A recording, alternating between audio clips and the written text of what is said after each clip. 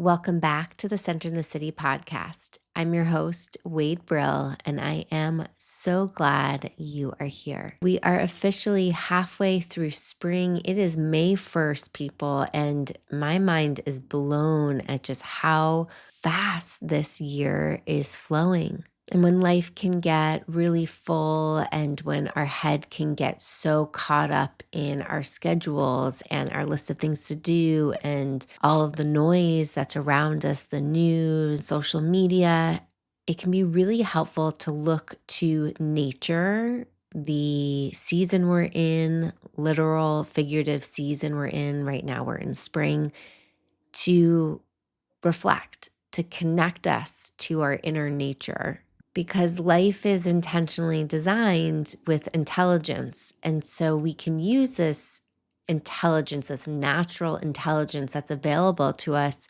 even in our city lives, where we can feel more connected to our inner nature by connecting to the cycles and the rhythms of life around us. Now, it might sound a little corny, I get it, but this is also a really spiritual practice. And for those of you who are into connecting deeper to spirituality, into exploring your spirituality, I think nature is a really beautiful place to begin. So today in this episode, we're going to look to Mother Nature for some insights and inspiration about how we are blooming and growing in this new season. So wherever you are listening to this podcast, I welcome you to find your feet, take a deep breath in, and let's get ready to get centered.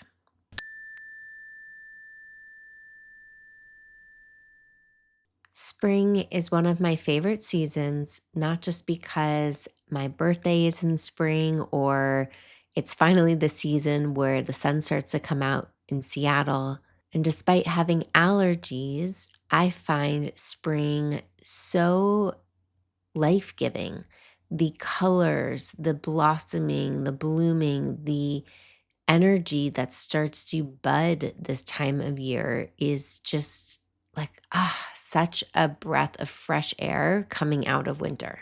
And in this episode, as we turn to nature for inspiration and insight, what we get to remember is that flowers don't try to bloom, right? They don't spend all of this energy trying to do something.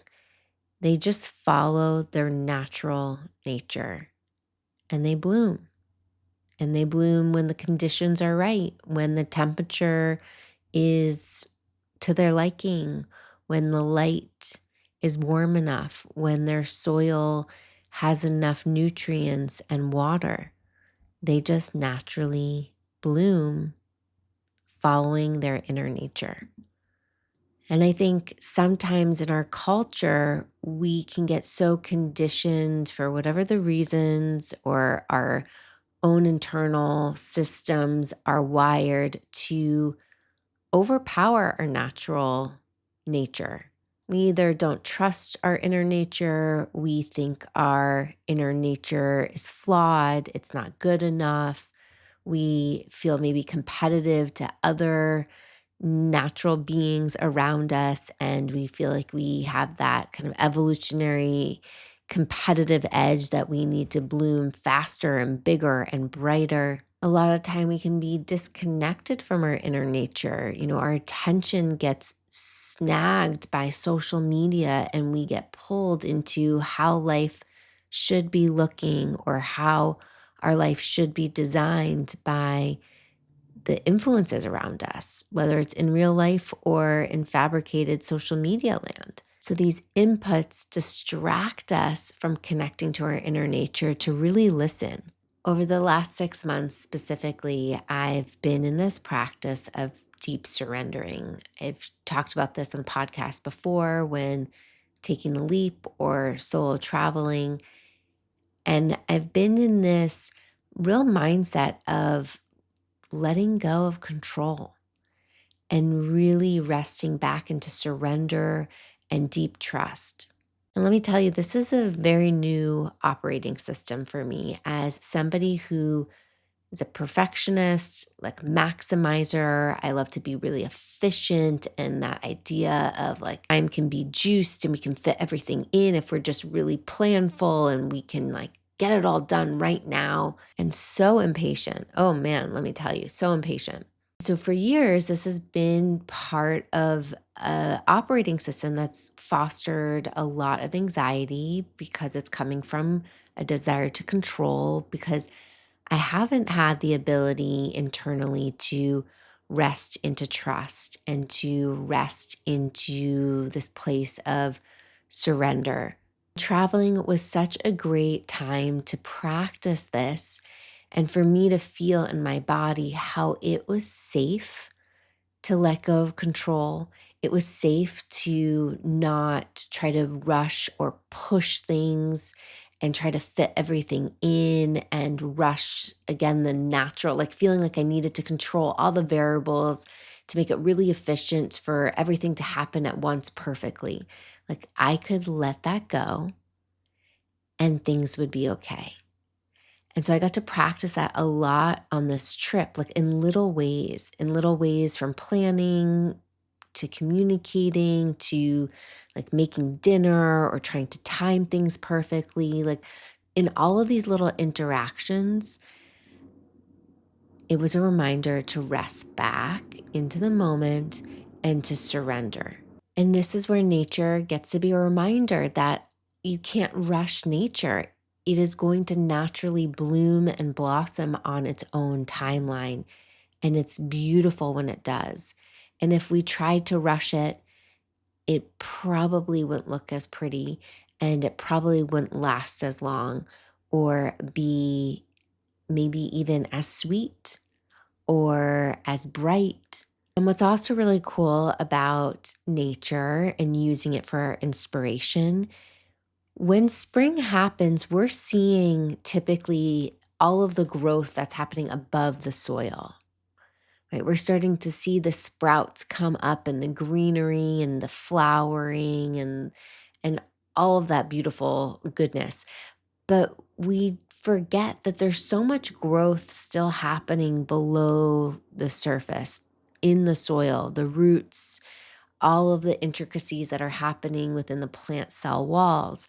There's still so much going on that we don't see. And that's the same for us as humans. It might take years for our buds or our flowers to develop in the outside world. But there's naturally so much inner transformation happening, whether we are conscious of it or not.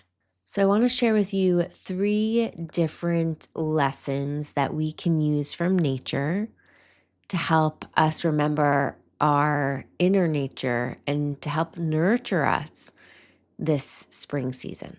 Now, this first lesson is a phrase that you have probably heard a yoga teacher say in class. I know I have brought it into my Pilates classes, but it's such a beautiful imagery that helps remind us of the contradictions in life and how we need oppositional forces to have things grow. So, the first lesson is to remember to root before you rise. So, root down before you rise. And this could look like many things. It could be physically reminding ourselves to find our feet, to root into the ground, to the earth before we rise, before we take a conscious step out of our bed, before we step onto stage, before we open our mouths or our heart. But it can also symbolize this practice of us being able to root down into the soil, right below the surface in our inner worlds, and think about what is our own inner root system? What are the nutrients that are feeding our inner root system so that we can have a really strong foundation, strong beliefs, strong insight, so that we can then rise out of the soil and bloom And I just want to be clear here, this blooming piece isn't just about like looking beautiful, right? A flower being gorgeous and colorful, maybe smelling good, being pleasant to the eye. But there's actually a function of the bloom, right? There's a function of the beauty that it attracts the bees, and then the bees get to pollinate and go create more life. So the blooming isn't just for ego or aesthetics, it's also to create impact into the ecosystem that we live in, to create a beneficial impact. So a lot of the time we think, okay, if I just work on the blooming piece, if I look good from the outside world, things will work. But that's not what happens. We really need to do the inner work to help us match the outer work, and vice versa. The outer work needs to match the inner work. This is what creates authenticity. I heard the other day that someone shared that horses are really powerful animals, not just because of their own majestic beings, but they are able to sniff out if somebody is being congruent, if their inside world matches their outside world, if they have that sense of trust within themselves. And if a horse can smell that and sense that from another being, they automatically feel at ease around them. There's already a sense of connection.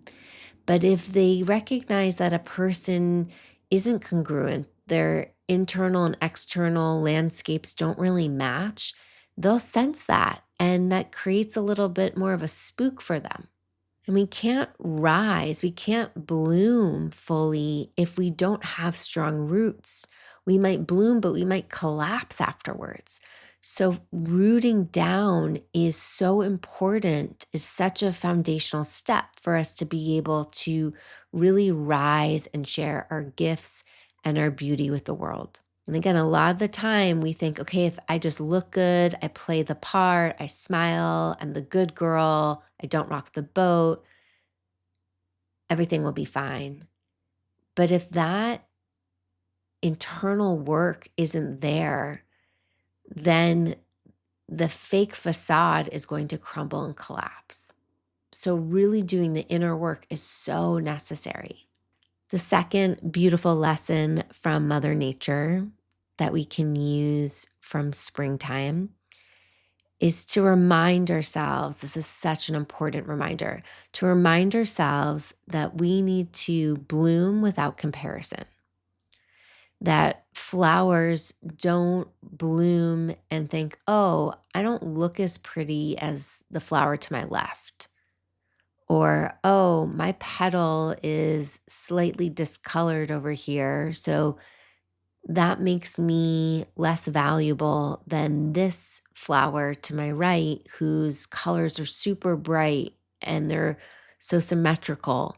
No, flowers don't have that internal judgment lens. They just bloom and do their thing. They get to be their authentic nature. And so I welcome you to pause here and think, where in my life am I holding myself back due to comparison? And what would it be like for me to embrace my natural nature and just share that with the world without constriction, without judgment, without shame? I know for so many years in my business specifically, I have held myself back because I've judged myself or compared myself to somebody else, thinking I should be further along, or, oh, they're doing this, I should be doing that. And it's held me back from being able to fully bloom, being able to fully give my gifts to the world, being able to help those bees pollinate, being able to help other people, because I've been so constrained in various ways. And so it's a practice to let ourselves bloom without comparison, to share and shine and be our individual beautiful selves. The third lesson from spring is to celebrate the budding, not just the blooming. Celebrate the budding, not just the blooming. So if you've had a garden or maybe even just an herb garden on your windowsill, think of how excited you get when you see just a little seedling start to sprout. Just that tiny bud comes up from that dark soil, and you see some ounce of life. Think of how amazing that is and how much energy that took. Growth doesn't happen, full growth doesn't happen overnight, right? But when we watch plants grow, we get to see that growth is incremental. It's millimeter by millimeter. It's these little steps. It's these little cells expanding. I see this in my coaching practice a lot. Some clients have a really hard time celebrating if the whole action step isn't complete, right? Or if they haven't reached their full goal yet. But we have to remember that it takes all of these little micro steps along the way, all of these little buds to help us fully bloom. And that we don't want to wait and just until we fully bloom to celebrate, but that we're really acknowledging the growth along the journey. Springtime is a really powerful time energetically where we're inspired, where we can be inspired by all that's around us growing and blooming and shifting and changing. And it gets to remind us that we too can do that. We too can keep growing. We too can keep shifting. We too can bloom.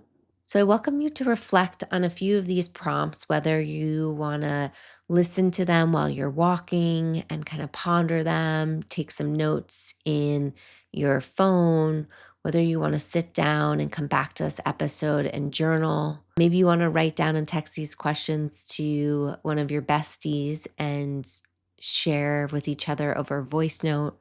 And asking yourself, where in my life am I wanting more growth? Is it in relationships? Is it personal? Is it my career, my spiritual practice? Maybe asking yourself, what seeds do you want to be planting right now so that they can continue to grow into spring, into summer, and you can keep harvesting all the fruits of your labor? And where in your life are you being invited to trust that you're budding, you're growing, even if you don't see something yet? But maybe there's a felt sense or there's a deep insight that things are shifting, that things are moving, that things are growing, even if there isn't a bud yet above the soil that you can see with your eyes. So where in your life can you trust that that energy is already in motion? I shared this on Instagram maybe a month or so ago now when I was in Amsterdam and it was tulip season, and just reminding myself of how beautiful and delicate tulips are, their wisdom, where you can see that once you put them in a vase, wherever you put that vase in your apartment, in your home, that they search for the light. They start to bend towards the light. They're looking for their nourishment to survive and thrive. So I welcome you to think of yourself as a flower that's blooming this spring, and feel yourself rooted into the earth. Notice what are your strong roots and foundation that keep you grounded, that keep you connected to nutrient-dense soil. And then imagining yourself blooming and leaning towards the light and asking yourself, what is it that gives you that light right now? Where does your inner nature, natural intelligence want to be turning towards? Where and what is your literal and figurative sunshine? I really welcome you to think about the people, the places, the location you're in. What are you doing? How are you spending your time? How do you feel in your body? What is supporting you fully blooming this season? As you visualize yourself blooming, reminding yourself that you get to be connected still to your roots, to this nutrient dense soil, and feeling the sense of inner trust, self trust that you can grow wherever you're planted. I would love to hear what comes up for you as you hold this visualization. What do you sense? What do you feel? Reach out to me on Instagram at OneWade or send me a note in the show notes. I want to hear what comes up for you. I want to celebrate your blooming in this season. And if you are yearning for some more support of doing some of that inner work, doing some of the introspection and tending to deeply care for your inner nature, I'm really excited to share that the Summer of Self-Care 6-week group coaching program is back. It's back better than ever with a deeper curriculum, really rooted in the Mindful Hand of Self-Care framework that's based on my upcoming book. But that's also really rooted in how we can tend to ourselves, not abandon ourselves, the various parts and pieces, how we can care for ourselves so that we can bloom bigger and brighter and just more easefully right where we are. I will link details in the show notes. And for the month of May, there's an early bird discount. If you are like, yes, this is calling to me, I really welcome you to take advantage. Otherwise, the price goes up in June and we begin mid-June for this 6-week group program of Summer of Self-Care, where we get to really practice and remind ourselves that taking care of ourselves, practicing self-care is smart. It is not selfish. And it's the only way for us to thrive so that we can bloom and continue to give that energy to the world and our family and people and work around us. Thank you so much for listening to this episode and welcoming me into your ears, your heart, and your mind. I'm sure you took away many great nuggets from this episode. So I welcome you to think about who in your life would you like to share this episode with? What friend do you want to send this episode to, or coworker? What Slack channel do you want to post it in? And let's continue to spread the vibes of us all blooming together this beautiful season. Until next time, stay centered.